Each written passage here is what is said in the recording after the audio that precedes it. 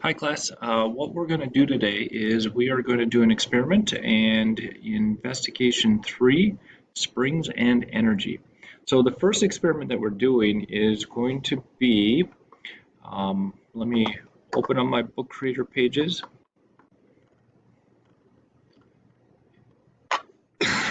Excuse me. So if you go to your book creator on page 60, it's springs and energy, and our focus question is going to be how do the parts of a flipper system work together to launch an object? As you can see, we have a new contraption here. There are multiple parts, and all of these parts add up to create a system. And when you have multiple parts in a system, it makes a contraption, or in this particular case, it would be a simple, not a simple, but a machine, because there's multiple parts working together.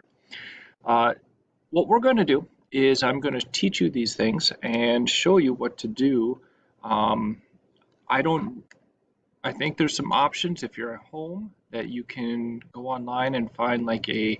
I've seen them many times before and I've been tempted, but if you type in catapult using plastic spoons, there's some ideas out there that you can create your own. I think using just plastic spoons and rubber bands. There's some popsicle stick ones. But for this particular case, the only thing I have is something that holds it in, and I'll kind of show this to you in a little bit. But first of all, let's talk about the parts of a system. Let me go bigger screen here so that you can see me. So this part right here is called the base. This is, and they call it the flipper system as far as FOSS goes, but it is basically a mini catapult. But this is the flipper base, or just base for simple. This next part right here, this is a flip stick, or what we call in most terms is a launch arm. So this is the launch arm. There's numbers here, and I'll show you what those are. And then there's an area that we put the load. So I take the launch arm, and I can put it in this little slot. And if you're doing it at home, all you have to do is really hold this down on the edge of a table, and each one of these is 1 centimeters apart. So you can start at the back and go 1 centimeter, and then there's one more space of centimeters here before this little tab. The next thing I have is a load. Now, if you're launching something, you need a load to be able to launch it. And in this case, I have a rubber stopper. And what we do is we can put this rubber stopper right here, and it fits right on that launch arm so it can set still. Now, the other thing that we do is I don't know if you can see, but I can slide the numbers in so that I can change my variable to a data-driven test. And then I can have equal increments and be able to record this information. The last thing I'm going to use is I could use my finger to press down on this. I could use my finger, but this kind of works better because sometimes the finger doesn't come off really quickly or it gets caught in a fingernail. Some kids have said that it gets sore after doing it for a whole class period. So I have another popsicle stick that we use that we can pull down, and then you just slide it off and it can snap really good. So that's the part of our flipper system. So a little bit more about the background. This flipper system is actually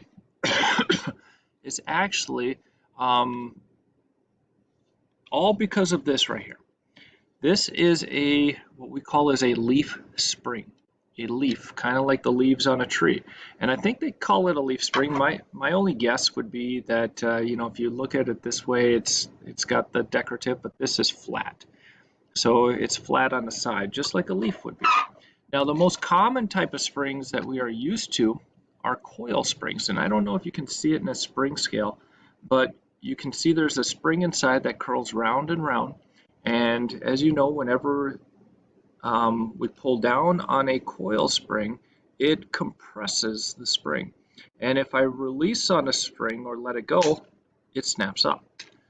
This one might be a little bit easier to see inside. As you can see that coil going round and round, backwards on here. Okay, so you can see it going round and round, and you can see that coil, when I pull out, it's compressed. In this particular case, it's compressed outward, and it wants to coil back together, or it wants to spring back together. So when I let go, it springs. This coil springs the opposite. It's extended, and when I pull down, it's compressing, and it wants to go back to its normal state. And this is the memory state of the metal. So metal has a memory state that it can forge, and that's where it wants to return to. So this is where, these are two different examples of coil springs here.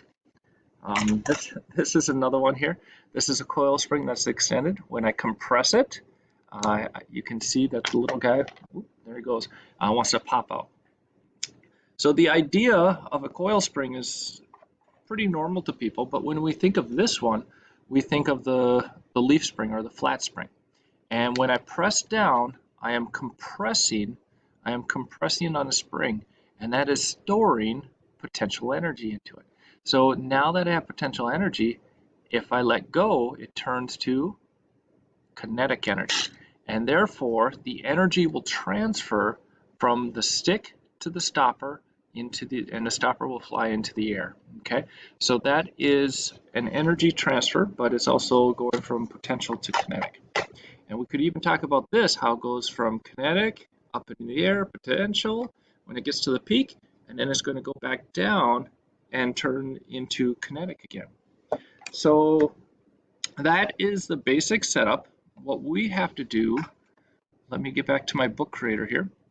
What we need to do is an experiment, because in science we need data.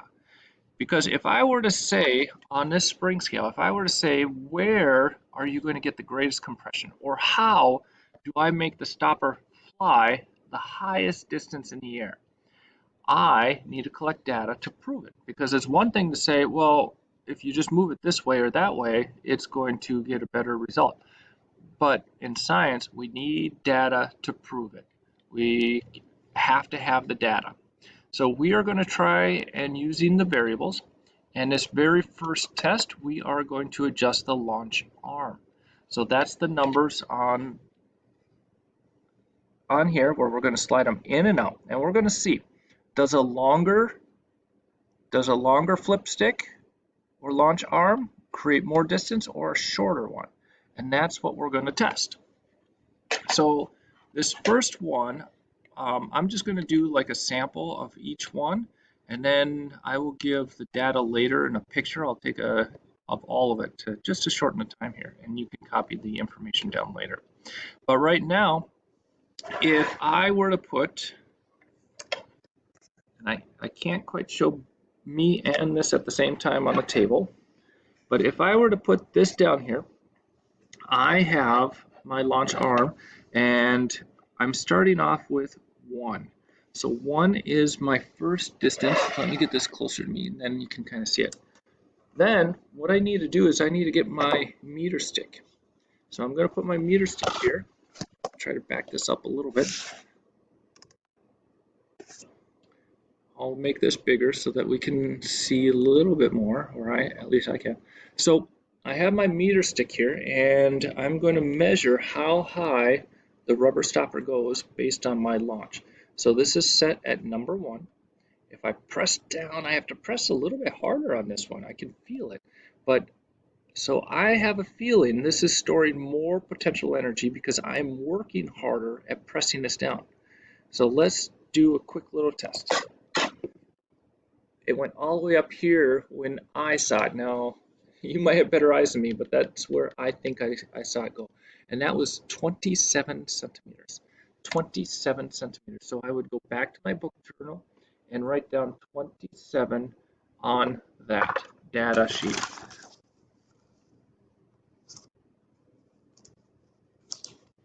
And that was one of my tests, just one. The next one, I'm going to go to 2. So I'm just going to do this quickly. And as you can see, it's a little bit further out. I'm going to line this up. I'm going to set this here, and I will launch. 1, 2, 3. That one looked like it went to about 23. All right, my next one.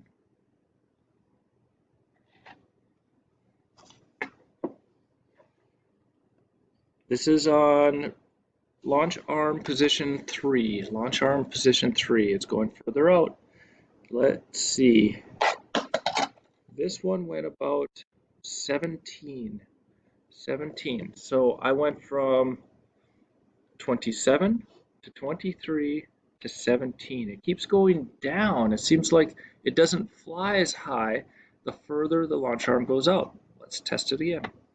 Position 4. Ready?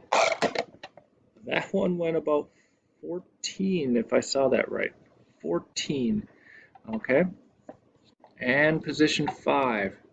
One thing I notice as I'm pressing down on this, that one barely, I'm lucky if it went 7. One thing I notice, excuse me, as I press down, it's a lot easier to press down. It doesn't take as much effort. But when I put it at 1, it's really hard to press down. As you can even see if you can see my finger is getting dented. So what's that telling me? Tells me that this area right here is a lot shorter to make that bend. So if I bend something over a long period of time, like in a leaf spring, it has more flexibility. But if I were to bend just a small part of that, just a small area, and try to make that same bend, it has a tougher time.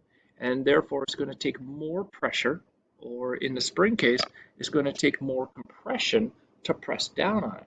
And it also has a more chance to break because there's so much pressure in that small amount of time or space. So that is our spring scale so far. So we realized that when the launch arm is shorter, we get more compression because it's harder to push down. I'm storing more energy in it. And when I let go, it transfers to the stopper, which creates more kinetic energy and allows the stopper to fly higher.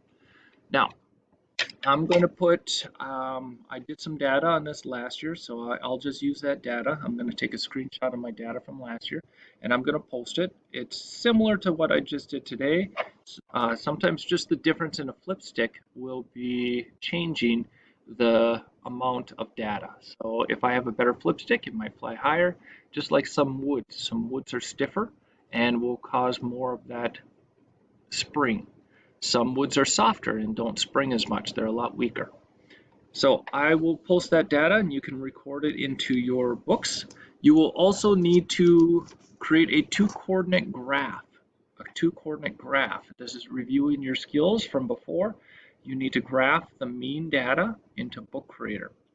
And I do have, maybe I should go back here, in Book Creator. So you'll have to do a 2-coordinate graph here. You need your title, you need your y-axis title. Now, if you remember, what goes on the side is it independent or dependent variable? It should be dependent variable.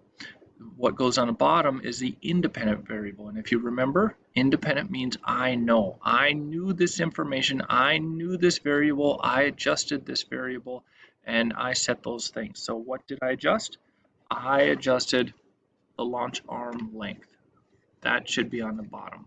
And as good graph rules would be to use as much of the graph as you can. So space out your lines or your numbers. So don't just go 1, 2, 3, 4, 5 and get it all right here. You want to space it out. So you might do, I don't know, I'd have to count, but maybe every 3rd line or every 4th line, this would be a 1 and then a 2. And then you can create that length. Because what if I only wanted to do 1.5 or 1.25? It'd be nice to see those different increments. When you're done graphing the dots, you can make a best fit line. Remember, the best fit line should be smooth, so you can help make those predictions in the future. The other thing is we need to label this diagram and then fill in the blanks. What I would like you to try to do is just with a write in here. So try to write in here and take a guess. Then I will post my notes and you can copy your answers. Fix your answers But what I want you to do by writing them or taking a guess first is it's helping you think and helping you create some ideas before you actually get the answers. And that is a better form of learning because it's making you think for a longer time. Then on this next page, page 68, is the second part of the focus question. Again, try to answer these first before you get my notes and you write in the answers to verify. Okay, so that is your assignment for the 9.3 when we have investigation 3-1, launch arm length.